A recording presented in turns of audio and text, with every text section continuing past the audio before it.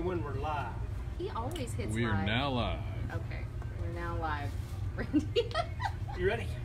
Yeah. What you doing with the mic? We're live. B19. O 29. I get it. G3. Bingo! Guess what? What? The Timberville Volunteer Fire Department asked me, I'm practicing by the way. Oh, okay. They've asked me to be a celebrity bingo caller at their lawn party coming up. Celebrity. I was gonna say, did they really use the word celebrity? They did. Because of these Facebook things, you know, I'm getting pretty famous with these things. So I We're thought gonna I'd have to get you a suit with rhinestones. Yeah. Yeah. And I'm going to be there on Thursday night around 7 o'clock. And I think they've got some other celebrity callers coming in too, like from WHSV. Can we put him in crushed places velour? like that. Crushed. Crushed No. velour, yeah. No, I think he'd look better in a. Well, who was that guy who always? Conway wore the Twitty? Conway Twitty style. With crushed Buck velour Owens. pants. Sure. Yeah, Buck Yeah. Owens. Sure. Buck Owens always opened his jacket up and there's Yeah. sequins and diamonds in there. Something fancy. Or But some anyway, the fringe. lawn party How about- is June 6th through the 9th. Yes, So, they've got a big sign up here across from the firehouse Yeah, in get out there, Timberville. support the fire department. They're an all-volunteer organization, and we sure like to keep them around. Yeah, but we're Anyway, what are we going to talk about we're not today? talking about bingo today. I just thought I'd throw that in there. Yep, I saw that. Today we're still talking about paint. We're still here in the paint department. Hey, by the way, there was a fellow come in the other day and told me he hired a brand new painter just getting started in the business. Okay. He said he did a really nice job. Said they painted their house outside. Okay. And he said when he handed him the bill, they said out from the paint, it was zero. And he thought, How why, can you why paint a is house there a with zero on the paint? He said, don't worry about the paint. It's on the house. But, that was your joke for the day, Bingo. Okay, now moving All right along. Well, I decided I was going to wear my scuzzy pants today. This is my painting outfit. Okay. Just because, you know, I didn't want to follow dress code today in the hardware store, and I have a hole in my jeans. That's against our dress code, by the way. But when you're painting, it's good to wear scuzzy clothes because you're going to get messy. I said that before. But I wanted to talk mainly about the products that you use and some techniques that we're going to use to make sure your interior and possibly your exterior painting is done in a nice way. Sure. Because there's nothing worse spending all the money on paint and supplies and then you just don't have the skills to get it done right. Right. So what did you bring over? Or the proper applicators. Yeah. You know, I tell everybody, buy the best applicator they can afford. This particular brush here, it's a best look brush. It's made by Wooster. This one is a polyester blend brush. You can use this for all paints. It's got what I call an exploded tip, which means the nylon and polyester bristles have been frayed so that they'll hold more paint, and the paint will level out nicer with a good quality brush. Yeah, if that was your hair, you'd need a haircut. But you want it on your paintbrush. Exactly. But like I said, buy the best quality applicator that you can afford. This particular brush is a black china bristle brush. It's an all natural bristle, and that's only good for oil-based So products. Looks like horsehair. It does. It could be a hog hair, but It's it is a awfully natural. long hog hair. It's a natural bristle brush. Very good quality brush. And that's for oil-based. That's only for oil-based. If you use this applicator with a latex-based paint or a waterborne paint, the water would absorb, the bristles would absorb the water, and then you have no control. The bristles are just limp. There's doesn't work very So, well.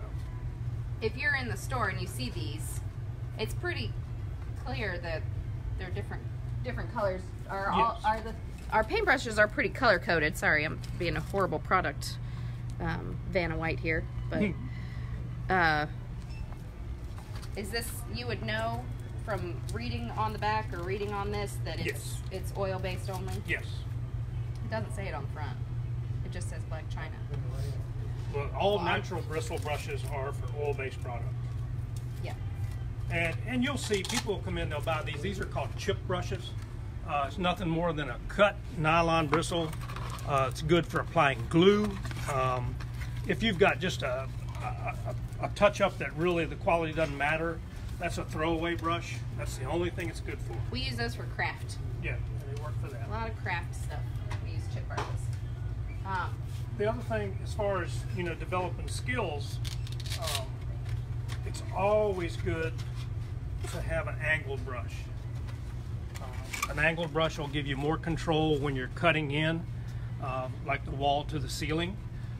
And if you learn to use that properly, you can watch the paint flow right to the edge of the brush, and you can cut a nice line. And you may get away from using masking tape. Well, we're gonna talk about that. Clearly, I'm not skilled enough for that. Yeah, it takes a lot of skill. So Randy just used a technical term, cutting in. It's not when you butt in a partner at a dance and you cut in. I'm getting there.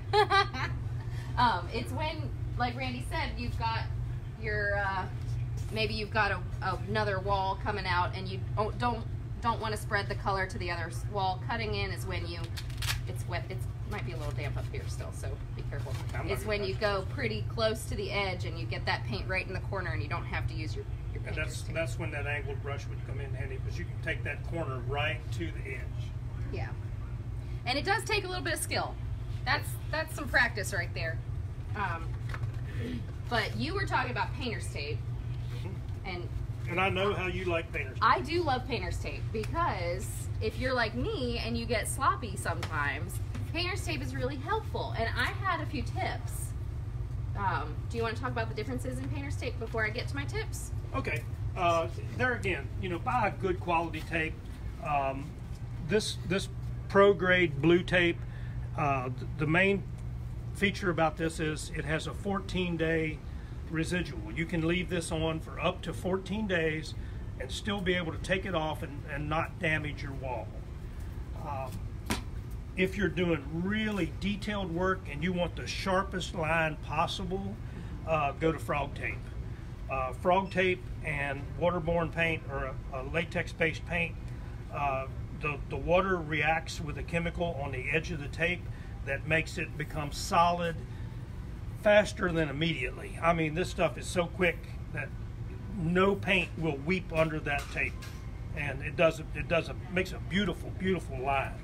Yeah, I usually use the frog tape when I'm painting my own house. Today I just grabbed some of our blue Do It Best painter's tape, because I wanted to show you that even if you can't afford the frog tape, sometimes if you can't afford something, you just got to make it up with time. And so what I have learned is, if you're going to be using a blue painter's tape, sometimes you can go back in after it's dried. You want it to be completely dry, because if you're not, you're just going to scrape your paint off. But if you go along the edge of that painter's tape, usually if it's on a straight edge, keep a straight edge along it so you're not cutting your painter's tape, and then you'll get a nice crisp line, because your acrylic paints, your latex paints, are plastic. So basically you're just cutting that plastic molecule, that little film of plastic, away from the painter's tape, and you're going to get a nice smooth edge. And I don't think, maybe I did cut up there, but that way you get that crisp edge, and you don't have to worry about the quality of your tape, but it does take more time. So again, if you're not going to spend the money, sometimes you have to spend the time. And another tip I learned is that if you're going to be going back in and painting a different color next to another color, paint your first color that you don't want, the one that you don't mind bleeding under, over top of your edge first, because that's going to seal that edge. And then when you go back in, I've got my white here. This is just a edge paint, a trim paint. When you go back in with your top paint. I'm going to paint all the way down here, because I didn't do that on this end, and it might weep under. And you see, I'm brushing up from the tape too, because I don't want to push it under there.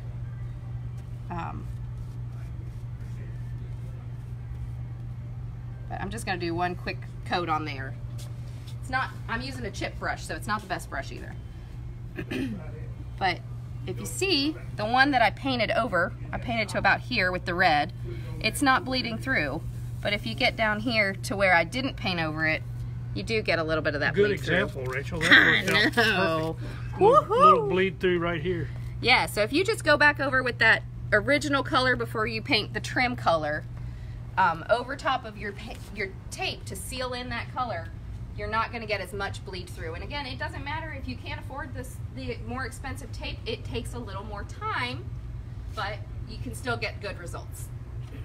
Well done. Now we got a half painted board. Let's talk about roller covers just for a minute. There again, there's different qualities, and it's all based on price. The more expensive the applicator, the better the quality. But a lot of people ask, what length nap do I need to use for my job?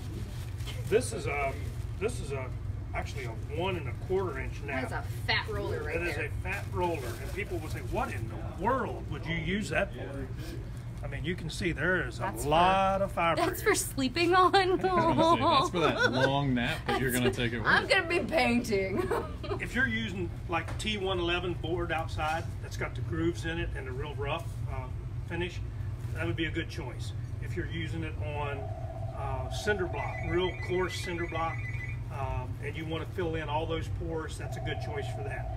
If you're inside and you've got a textured ceiling that's got a lot of texture to it, this is a good choice for that, because it'll reach up there and get those places. Remember to roll slowly with this, or you'll be covered with paint speckles. You're gonna need a drop cloth if you're using that thing. It's gonna fling paint everywhere. And when you're using your drop cloth, if you're gonna cover your whole floor, if you've got a nice floor you don't want any paint on, cover your whole floor and then tape around the edges, because it'll get in every nook and cranny. We got a variety of drop cloths too. A whole 4-foot section of drop cloths. I brought one because I didn't know which one to grab. This is our most common nap roller. This is a 3/8 nap roller. It's pretty general purpose. Smooth to semi-smooth surfaces. It's pretty forgiving. There again, by good quality. This is a contractor grade. It's reasonably priced, and it'll do a good job. Yeah, that Purdy brand, I'm not just saying pretty wrong. P-U-R-D-Y is a pretty good brand that we have, and the Wooster is this is a Wooster. This is best brand, isn't it? This is our very best quality. That's the best nap that you can buy. This one's really, really short. This is a 3/16 nap, and that is for extremely smooth surfaces. And usually this roller or this applicator is used on a high gloss product, something that you really want to shine and you want it to look like glass. So that would be the one I'd recommend for that. Yeah, and I like how we would recommend you talk to somebody. But if you just want to come in here and grab something, most everything is written on our product here. And, when in doubt, read the instructions. That's right. It's not the manly thing to do, but... It is so the manly thing to do. Before you move on, we have the question of what makes a good quality roller? The very most important thing is it won't leave lint on your wall or your door, whatever you're painting. And typically the sleeve inside will be plastic or acrylic or some material like that. Yeah. If it's cardboard in there, that's a good sign it's not a good quality roller. It'll get soggy, won't it? Waterborne paints will absorb into the cardboard, and the fibers will come off on your wall, and nobody likes that. You don't want a furry wall. Well, I guess you could be going for that flopped look. You could. But I don't think you want to get it with your roller. Right. What is this contraption you brought out? In paint, there's always something new coming out. This is a variation of something that's been around a long time. It's a plastic lid that you can put back on your paint after you take the original lid off. And what's cool about this one is you can pop this up, and you've got a pour spout with a vent hole. So you don't get that glug, glug, glug. Unlike our government-approved gas cans that everybody hates. This one will actually pour. I feel like there's some disdain It's a great there. product. Yeah. It's made by Shoreline, and this folds down so you can stack. you can put another can on top. I want to find my favorite gimmick. So it's a. I don't know if I can. I don't know if we have it in stock. Never mind. What were you looking for? I was looking. We got one time. It feels like every market that you guys go to, you bring back something paint related. And one time we got these plastic covers for paintbrushes. Oh, They were yeah. just Yeah, like the little- paint keepers. It was like a Tupperware box for your paintbrush. And they were really cool, but I'm the type of person who I'll start a paint project and then I won't get back to it for about a month or two. And they don't work well for a month or two. They work well for a day or two. But if you start a project and you don't finish it right away and you don't want to wash out your brushes, best Put them thing in to a do. baggie, a Ziploc bag, and put them in the crisper of your refrigerator. Yeah. And you can do the same thing with your roller covers. Yeah. And that'll buy you a couple days. Don't overdo it. But that'll buy you a couple days. Yeah. But if you bought a good quality brush, take the time to clean it. If it's a pure bristle brush, a natural bristle brush, clean it with paint thinner. If it's a nylon or polyester blend and you're using latex products, clean it with warm soapy water, not hot. Hot will set the paint into bristles. Warm soapy water. Well, it's also plastic, so plastic melts. Cool. Yeah, there's a number of things having to do with paint. One of my friends said that she was tempted by a little devil to not use painter's tape one time. When in doubt, use painter's tape. Yeah. If you're not confident of your skills, I'm sure she was fine. She was a professional painter. But if you're not confident of your skills, use that painter's tape. Practice. If you've got lots of rooms in your house, paint them all. See what happens. You'll get better by the last one. I'm sure of it. I don't know. Anything else you want to add? Well, we'll just close it out as usual. Oh, okay. Here at Randy's, Is there we don't anything? mind your questions. Oh, we Oh, don't. you go ahead. I was just gonna say, is there anything else coming up? We've got Mother's Day coming up. Oh, and we've got hanging baskets out there. They're absolutely Gorgeous. beautiful. And you know what mother really wouldn't appreciate a new paintbrush for Mother's Day? I'm pretty sure there's quite a few mothers that wouldn't appreciate that. Yeah, I'm thinking my wife would throw me out Unless if that it was her came present. with like the coupon, you know how sometimes you do the coupons for For mom, somebody to paint the and house? It says, I've got you professional painting for whichever room you want to remodel. That would be amazing. But I wouldn't just give her a paintbrush or a paintbrush bouquet. I mean, it'd be cute, but It's like giving her a frying pan. that's like, you would have to Okay, let's really move on. know. You'd have I just to don't really think that know. way. But the other thing She'd coming love up that. this Saturday, really, this is cool. Josh is going to come down. Yes. We're going to fire up the Traeger out here. We're going to do some samples. We're going to make some smoke, and it's going to smell good. I heard there's going to be bacon. I will be starting the day off with some bacon. So And you know, I Oh. know a mother out there would appreciate a Traeger grill. I've There's heard, no question. well, I heard mothers, that, I don't know what survey this was. Mothers want dinner, flowers, and a gift card in that order. 1, 2, 3. But if they can't have just one, do all three. Get your Traeger grill, grab some flowers, and grab a gift card. And remember, at Randy's, we don't mind your questions. We don't mind them at all.